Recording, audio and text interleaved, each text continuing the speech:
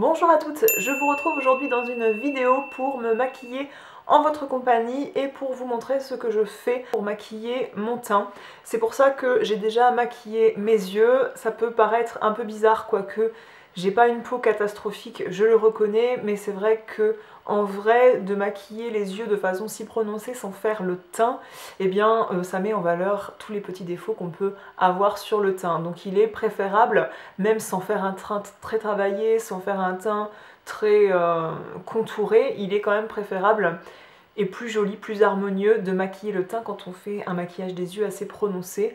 Pour moi, ce maquillage des yeux est assez discret pour le quotidien, c'est un maquillage dans les tons neutres, il y a un trait de liner, il y a une bonne couche, voire deux couches de mascara, mais moi c'est ce que j'aime bien porter quand j'ai le temps de faire ça, parce que là on est sur un smoky assez travaillé, et c'est pas ce que j'ai le temps de faire au quotidien. Là je vais vous faire la routine teint que je prends le temps de faire de temps en temps, c'est-à-dire que quand je suis pressée le matin, j'ai pas forcément le temps d'imbriquer toutes ces couches, parce que le tout est de venir corriger certaines zones en mettant à chaque fois des couches très fines de produit pour qu'on n'ait pas l'impression d'une grosse épaisseur de fond de teint de produit sur la figure. Le tout est que le résultat fasse naturel. Comme je disais, moi j'ai pas énormément de choses à camoufler, je me plains pas trop, mais j'ai des boutons qui apparaissent de temps en temps ici. Ils vont d'autant plus apparaître si je prends le temps de les triturer, ce qu'il ne faut pas faire. Et puis j'ai des rougeurs surtout là, donc je vais vous montrer comment je camoufle ça avec les cernes. J'ai notamment un coin assez sombre ici, et vous allez voir aussi comment le maquillage des sourcils change la donne. Je mettrai une photo à la une de cette vidéo avec le avant-après pour que vous voyez bien, mais moi je trouve que le maquillage des sourcils c'est quelque chose de vraiment important pour cadrer le regard. Donc pour maquiller mon teint, je vais mettre un petit serre-tête comme ça pour dégager mon visage et éviter que je mette de la matière de fond de teint dans les cheveux, c'est assez horrible. Pour les produits teints liquides ou crémeux, je vais faire la majeure partie du boulot avec un beauty blender parce que c'est quelque chose qui permet d'être assez efficace et rapide. Donc là, ça va être assez lent puisque je vous parle en même temps, mais le fait de ne pas avoir à prendre un pinceau pour ceci, un pinceau pour cela, ça permet d'être plus rapide, je trouve, dans les mouvements. Et en plus, ce truc-là, ça s'utilise humide, donc je peux le nettoyer juste avant. C'est ce qui s'est passé. Il est un peu sale, mais c'est parce qu'il est taché, il n'est pas sale, c'est-à-dire que je l'ai bien laver à l'eau savonneuse. Je vais prendre un peu de matière verte pour venir corriger mes rougeurs, et je vais utiliser ça en petite quantité, c'est-à-dire que je prélève une seule fois, j'applique la matière en tapotant. Rassurez-vous, je ne vais pas rester comme ça, mais je vais laisser la chose imprégner mon visage en quelque sorte, et je vais venir appliquer l'anti-cerne. Je vais en utiliser deux. Je vais utiliser le Select Moisture Cover de chez MAC en teinte NW20 pour la partie bleu foncé que j'ai ici et en début de cerne. Hop, j'en mets pas énormément. Et je vais utiliser encore le petit coin de mon Beauty Blender, voire mon doigt, parce que j'aime bien appliquer mon correcteur à cet endroit-là au doigt. Tout comme je pourrais prendre mes pinceaux Sigma qui sont assez précis. J'avais fait une revue sur tous les pinceaux que j'utilise très souvent sur ma chaîne. Elle est assez ancienne, mais honnêtement ça n'a pas changé du tout. Je vais utiliser ensuite le Double Wear en teinte 3C Medium Cool pour venir appliquer plus sur le dessous de l'œil, et notamment la petite trace rouge qu'on a souvent ici. Et là, je peux appliquer ça au Beauty Blender puisque l'espace me le permet davantage. Et ça permet également de définir un peu plus le maquillage des yeux, parce que je vais passer vraiment au ras du maquillage des yeux. Donc là j'avais vraiment envie de finir le maquillage des yeux. Souvent je me maquille le haut des yeux et je maquille ensuite le teint et je reviens sur le ras de cils inférieur ensuite, comme ça il n'y a pas de l'anti-cerne qui vient se prendre dans le fard à paupières que j'ai mis juste en dessous. Sur le nez j'ai une veine qui passe et qui fait un trait bleu, donc pareil je vais venir corriger ça avec une touche de correcteur et je vais tapoter. Ensuite, je vais utiliser mon fond de teint chouchou. Peut-être que vous allez trouver que cette vidéo ne vous apporte rien de supplémentaire par rapport à ce que je fais d'habitude. Mais justement, parfois, le fait que ça n'ait pas changé, ça veut dire que je suis super satisfaite de cette routine teint. Je me suis maquillée dernièrement pas mal avec le fond de teint Double Wear de chez Estée Lauder que j'ai.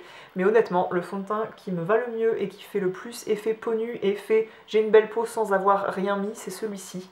Alors que le fond de teint Double Wear, autant il a une excellente tenue, le résultat est très joli, mais il se voit plus sur ma peau à moi, en tout cas, que le fond de teint encre de peau de chez Yves Saint Laurent. Donc le fond de teint encre de peau, sachez qu'ils l'ont un petit peu renouvelé. Je ne sais plus comment s'appelle la nouvelle version, mais elle est plus matifiante, il paraît. Donc je vais mettre 2 micro-gouttes ici. Là, je vais passer comme ça. Et ici. Et ensuite, j'en mets pas vraiment sur le nez. Ce qui viendra se mettre sur le nez, c'est ce qui viendra se mettre sur l'éponge et qui sera en trop pour faire les joues. Et là, je tapote, et le fait de tapoter et de ne pas faire des mouvements circulaires comme on ferait avec un pinceau, eh bien ça permet de laisser le vert que j'ai mis juste avant et aussi le correcteur là, par exemple, que j'ai mis sur l'arête du nez. Et c'est dingue le résultat, comment il est vachement plus naturel avec le Beauty Blender. Je sais pas ce qui se passe avec cette éponge, mais elle fait un résultat vraiment sans démarcation, c'est super agréable. Là, je vais ajouter une petite goutte supplémentaire à l'endroit où j'ai déjà mis du correcteur vert, mais vous voyez que ça suffit pas. Donc moi, je ne mets pas de fond de teint ici, parce que ici, ma peau, elle est absolument nickel. Et que si vous choisissez la bonne teinte de fond de teint pour marier avec votre peau, eh bien, autant si vous vous arrêtez là, on ne doit pas avoir de démarcation avec le cou, mais si vous vous arrêtez là, on ne doit pas avoir de démarcation non plus. Et là, c'est le cas, moi, avec ce fond de teint. J'utilise la teinte B30. J'ai la teinte B20 également pour l'hiver où je peux devenir un peu plus claire. Mais là, je trouve que cette teinte me correspond parfaitement. Je ne vais pas tarder pour fixer le tout de ce maquillage, enfin l'ensemble de ce maquillage. Je vais utiliser ma poudre favorite du moment, la Hyaluronic Hydra Powder de chez By Terry. J'aime toujours la poudre compacte de Chanel. Peut-être que la poudre compacte de Chanel me matifie plus longtemps la peau d'ailleurs. Mais celle-là, elle floute vraiment bien les pores. Elle me donne une plus jolie peau. J'en mets dans le couvercle. Alors j'ai tendance à surcharger le couvercle, mais honnêtement il en faut beaucoup moins que ça. Je prends ce pinceau de chez Make Up For Ever qui est le numéro 128. J'adore parce que j'adore appliquer ma poudre avec le plat du pinceau comme ça. Et je vais d'abord appliquer ça sur le front, comme ça, en tapotant. Ici sur les joues. Et ensuite sur le nez. Je tapote, je ne frotte pas. Donc là ça peut laisser un effet... Il y a un peu de poudre blanche, mais encore une fois, je vais laisser la chose vivre sur ma peau pendant que je maquille mes sourcils. Alors, si je veux maquiller mes sourcils le plus rapidement possible, je vais utiliser un crayon qui est le Brow Definer de chez Anastasia. Si je veux vraiment parfaire le truc, je vais mettre crayon plus poudre plus un mascara à sourcils et c'est là que mes sourcils seront le plus joliment définis. Donc aujourd'hui, je vais voir. Pour l'instant, je mets le crayon.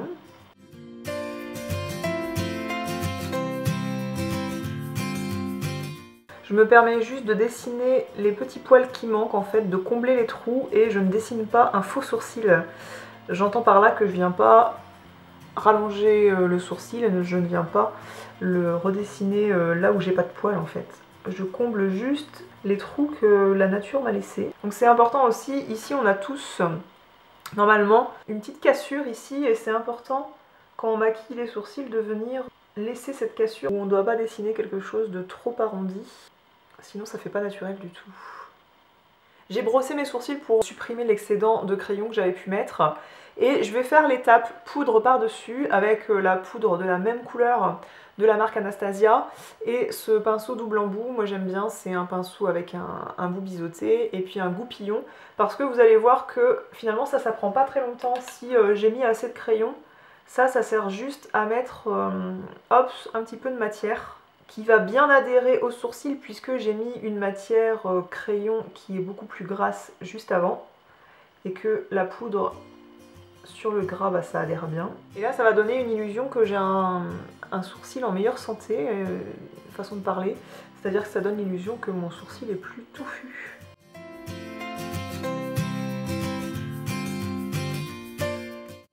J'hésite pas à brosser tout de même pour enlever les excédents et ça fait toujours plus naturel quand on vient flouter. C'est un peu comme les contours du maquillage des yeux. Quand vous floutez, et ben, tout de suite ça fait plus joli, plus harmonieux que quand on a une barre dessinée sur le sourcil.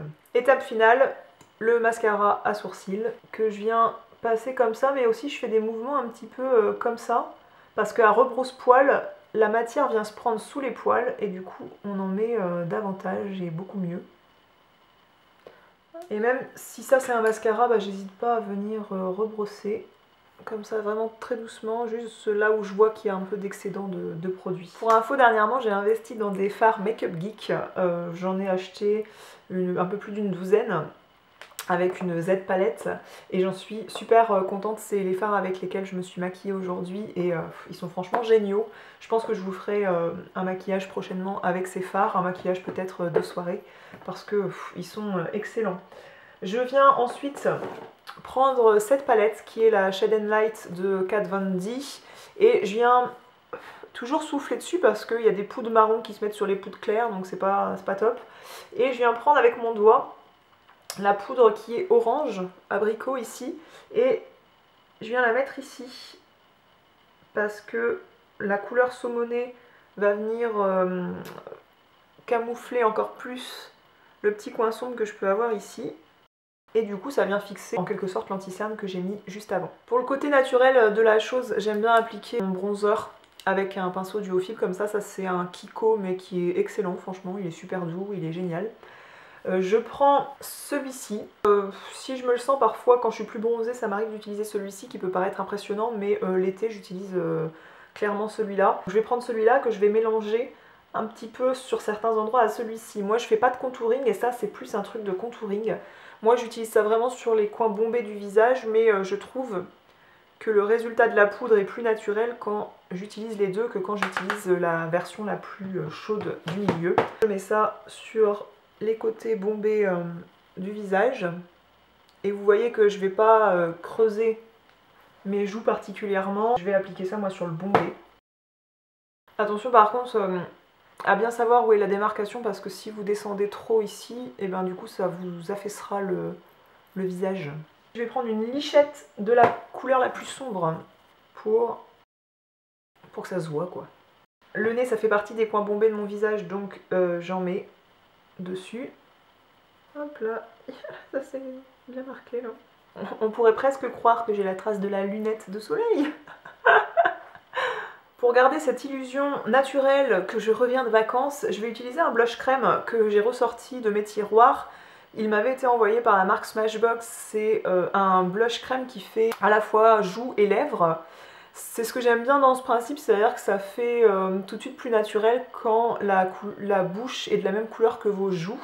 Ça fait vraiment super harmonieux en fait. Je viens prendre le Beauty Blender, je viens appliquer ça sur les joues. Si comme moi vous en avez trop mis, eh bien vous n'hésitez pas à prendre un pinceau duo fibre propre pour venir retirer les excédents. Je viens tapoter pour enlever l'excédent parce que je veux vraiment quelque chose de très fondu dans les lèvres. Pour me faire un petit plaisir, je viens ajouter de l'highlighter. Ça je voulais représenter dans un article, c'est-à-dire que je l'avais déjà utilisé en vidéo sous vos yeux, mais dernièrement je vous ai présenté un maquillage du jour où je m'étais maquillé les yeux avec la Naked Heat et puis j'avais fait le teint et je vous ai dit à peu près en photo quel produit j'avais utilisé et pourquoi. Et ça c'est l'highlighter le plus naturel que je connaisse, c'est-à-dire que ça fait pas, si vous dosez bien la chose, et j'entends qu'il faut quand même bien doser le truc, et eh bien c'est quelque chose de plutôt naturel.